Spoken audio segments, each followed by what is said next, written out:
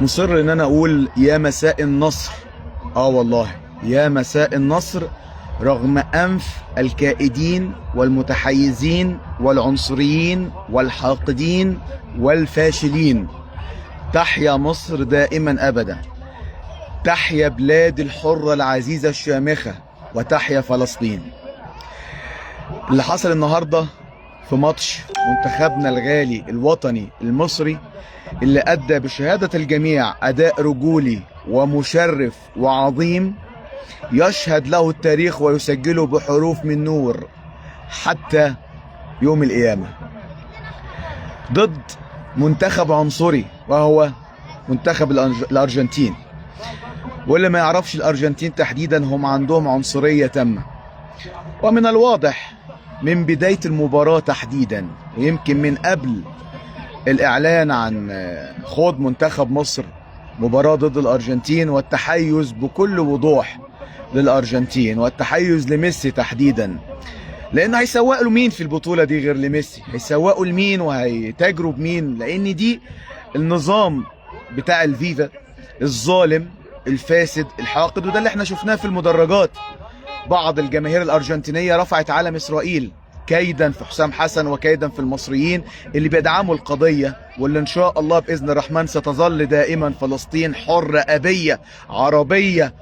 إن شاء الله مصر ستظل الحضن الآمن الحصين، ليس فقط لشعبها ولكن للأمة العربية بأكملها. افرحوا يا مصريين، والله العظيم فخورين بيكم يا أبطال منتخبنا الوطني. تحية إجلال وتقدير لكل فرد من أفراد منتخب مصر اللي شرفونا واللي رفعوا رؤوسنا أمام العالم أجمع وكشفوا الأرجنتين.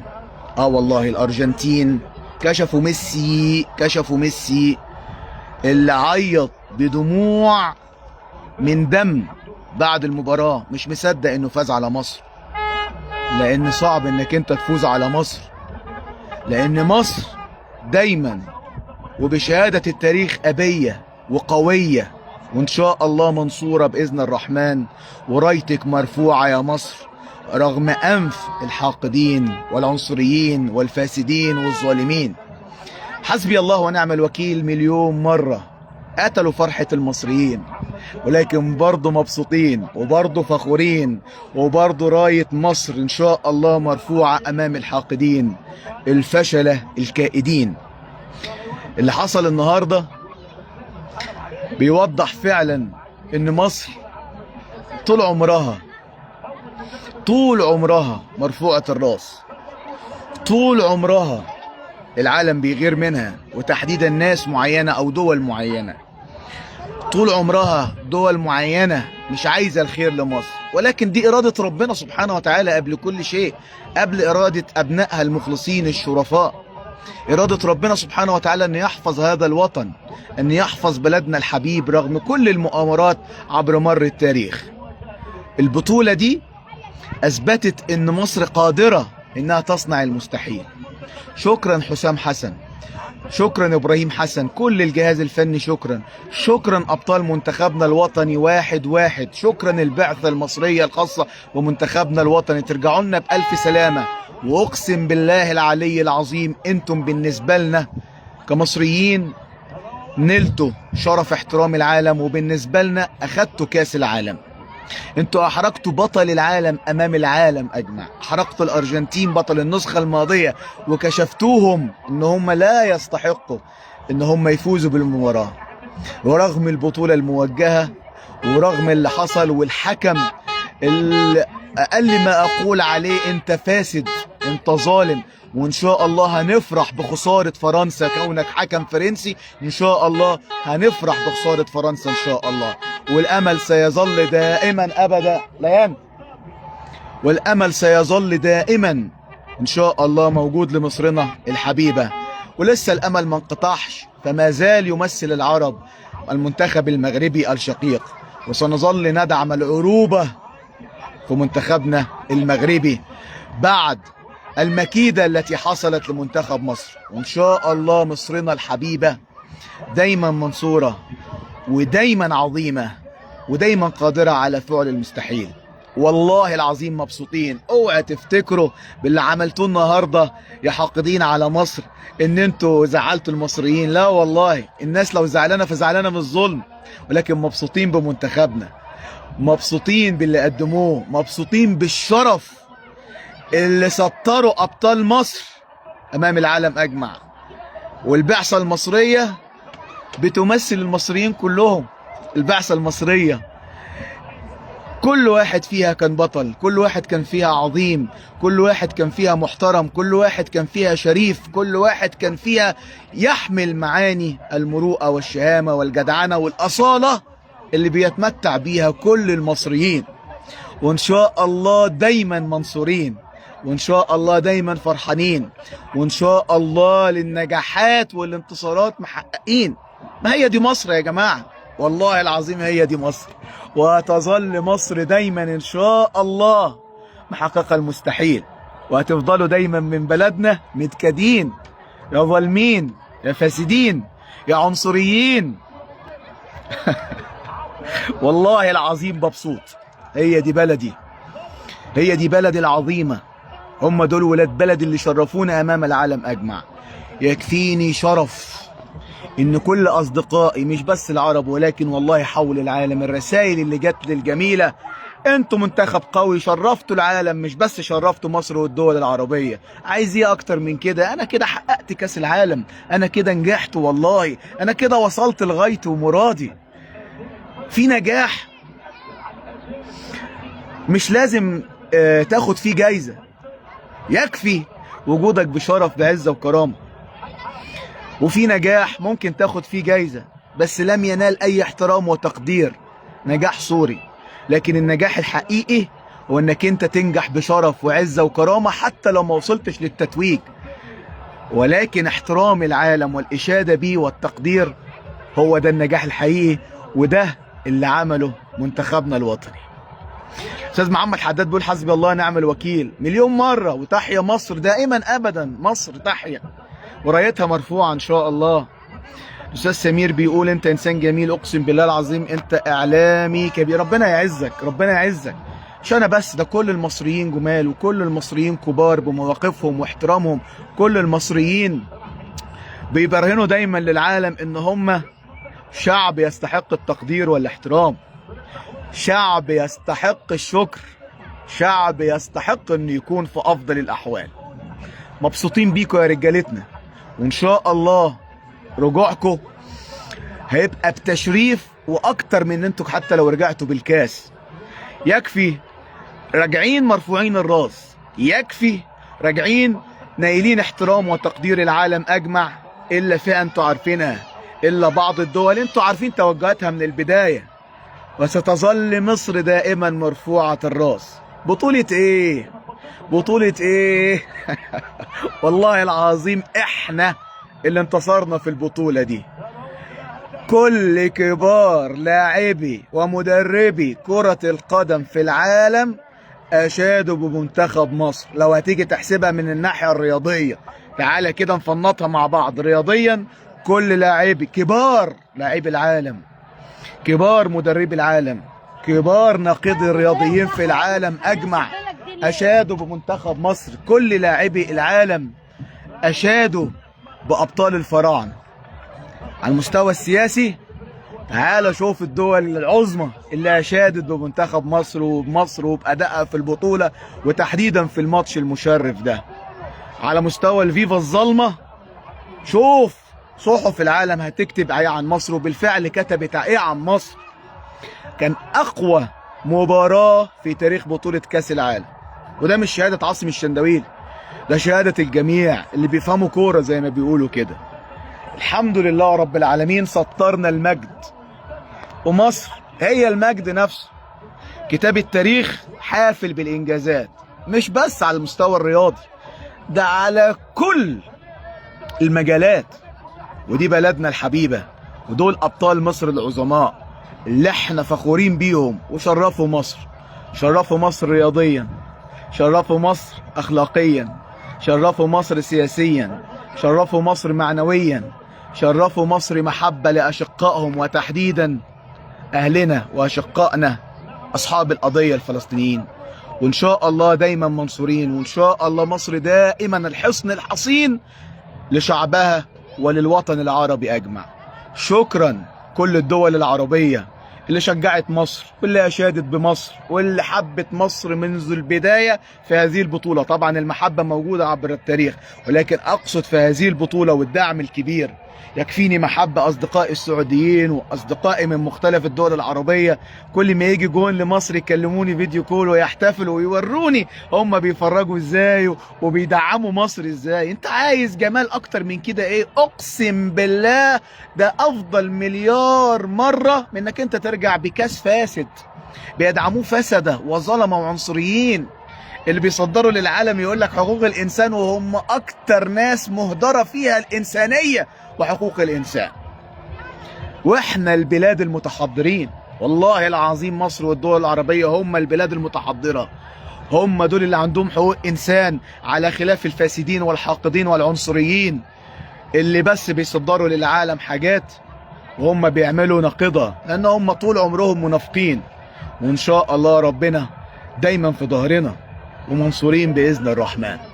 افرحوا يا مصريين، افرحوا يا مصريين، ما تزعلوش، اوعى تخلوا اي حاجه تزعلكم او تكسركم لا سمح الله، لان الشعب المصري عمره ما بيتكسر عبر مر التاريخ. وده مش كلام هباء ولا كلام اعلام من احد الاعلاميين اللي هو العبد لله، والله العظيم ده كتب التاريخ مسجلاها بحروف من نور ان المصريين عمرهم ما انكسروا ولا هينكسروا، ويرفعوا دايما رؤوسهم وسيظل مرفوع الراس رغم الحاقدين والفاسدين والظالمين. ما طبيعي لما تلاقي حد متميز اللي هو منتخبنا، طبعا تسعى على نفسك انت كشخص تلاقي واحد محترم ومتميز وناجح والناس بتحبه، ما هو لازم يقابل عنصرية، لازم يقابل حقد وغل. ما ده اللي عمله منتخبنا الوطني، كان متميز من اول مباراة في البطولة، وكان كل الناس بتراهن على فشل، ولكن الحمد لله رب العالمين كلها كانت مكائد، وربنا نصرنا واجتهدنا ولعبنا وعملنا اللي علينا. شكرا مليار مرة يا حسام يا حسن، شكرا مليار مرة يا ابراهيم يا حسن، شكرا مليار مرة يا ابطال منتخبنا الوطني وجميع البعثة المصرية في بطولة كاس العالم. والله العظيم شرفتونا، واللي انت عملتوه ده بالنسبة لنا على الاقل احنا اعظم مليار مرة من رجوعكم بكاس العالم. مصر حرقاهم فعلا يا استاذه ساميه. استاذه ساميه بتقول مصر حرقاهم، والله فعلا مصر حرقاهم. استاذ عمرو بيقول فساد ما فيش بعد كده، طبعا فساد، وهنفضل حتى لو حاسبنا على الفساد يكفي احترام الناس لينا واحترامنا لانفسنا قبل كل شيء. اللعيبه النهارده خارجه من الاستاد ورافعه راسها شامخه وخفاقه، لان ده مصري وهم دول المصريين دايما رؤوسهم مرفوعه، مفيش حاجه تكسرهم ابدا. يكفي الممر الشرف اللي اتعمل لهم من المصريين وكل الجماهير من مختلف دول العالم اللي كانت موجوده النهارده في الاستاد بيشجعوا منتخبنا الوطني. عايز ايه اكتر من كده؟ انت كان ممكن تستمر وما تنالش التتويج ده، لكن احنا نلنا التتويج قبل نهائي كاس العالم. والله العظيم احنا توجنا بشرف وعزه وكرامه قبل انتهاء بطوله كاس العالم. والله العظيم تاني احنا فزنا يا جماعه بكاس العالم، بالنسبه لنا على الاقل بالفخر اللي نالنا النهارده من اداء المشرف. شكرا والله العظيم تاني. انا عايز ابوس فوق راس كل واحد من بعثه منتخبنا الوطني، من اللامؤاخذه اللي بيشيل الحقائب بتاعه لاعبي المنتخب لحسام حسن، كلهم فوق راسنا وكلهم شرفونا وكلهم عملوا اللي عليهم وزياده. الحقيقه اوعوا تزعلوا، افرحوا يا مصريين ودايما مبسوطين، وان شاء الله للانتصارات محققين وللمجد واصلين رغم انف الحاقدين الظالمين الفاسدين العنصريين. مش طول عليكم اكتر من كده، حبيت بس اشارككم فرحتي، فرحتي زي فرحه كل المصريين الفخورين بولادهم اللي عملوه النهارده. ولا ايه يا مصريين؟ الحمد لله رب العالمين. هقول قدر الله ما شاء الله فعل، ولكن ربنا عمره ما بيعمل حاجه وحشه ابدا، والله العظيم. واسعى على نفسك، كم مره زعلت انت من حاجه وكان نفسك فيها وتلاقي ربنا في الاخر كان ليه حكمه في ده، وفي الاخر تلاقي نفسك بتقولي ده انا ازاي زعلت، ده ربنا كبير وعوضني اكتر من كده بكتير. وده الحمد لله ربنا عمل لمنتخبنا الوطني، ويكفي المحبة والالتفاف والاحترام مش بس من المصريين ولا العرب، ده من العالم كله. استاذ رافت بيقول يا عاصم، انا عصام مفيش مشكله، انا اسمي عاصم استاذ رافت. بقاء ميسي اعترفوا انهم اصبح عجوز. طبعا هو عجوز، يعني العالم كله شاف النهارده ميسي وهو محروق بيعيط يا جماعه بيعيط. رامي ربيعه النهارده كلبشه لعيبه منتخبنا الوطني برهنوا للعالم اجمع. يعني اقول لك ايه بس، بالونة ميسي البالونة اللي انفجرت ملهاش اي تلاتة لازمة والله العظيم. تاني ما تحيز لمنتخبي بس، ولكن ده الحقيقة يا جماعة.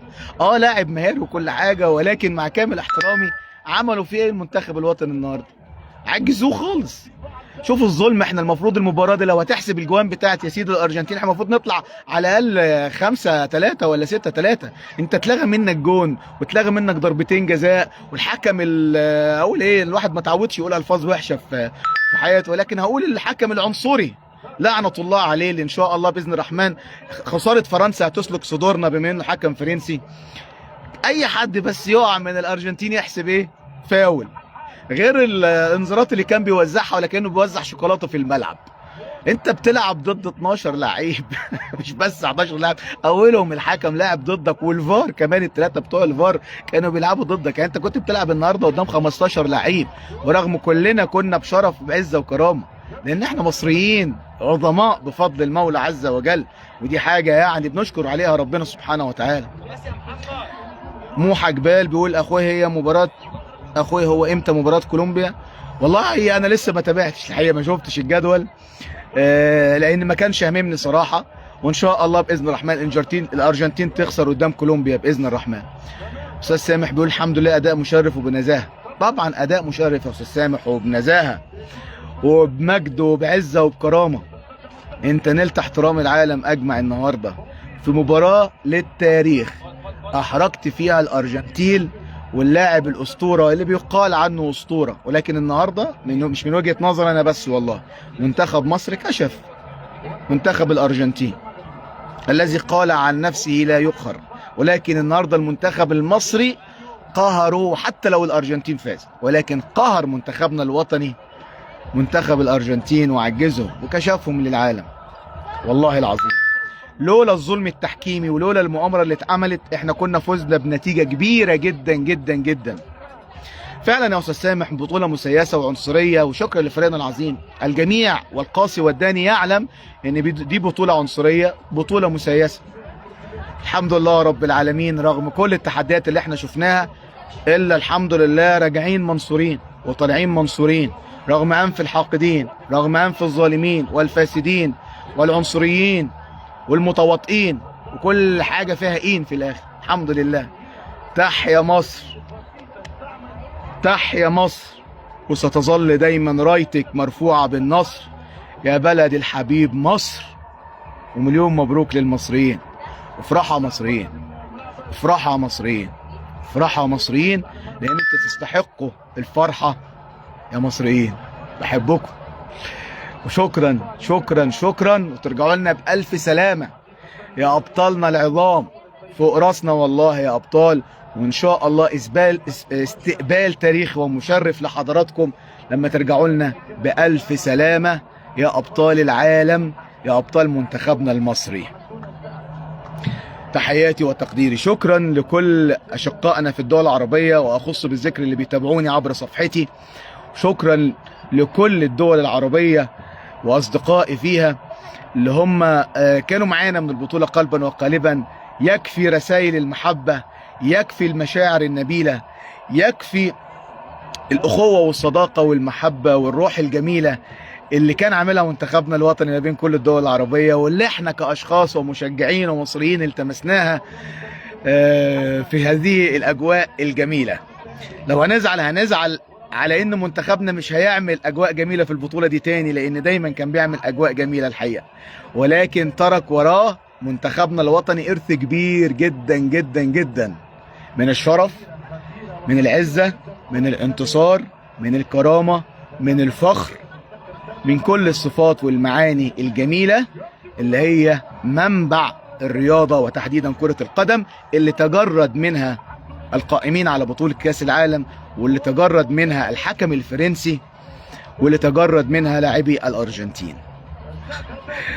تحياتي وتقديري من هنا لسنين جاية لأبطال منتخبنا الوطني. مش عايز أطول على حضراتكم، ولكن حبيت أقول اللي في نفسي، وأطلع وأقول لحضراتكم عن شعور الواحد بالفرحة باللي قدموه ولادنا الأبطال.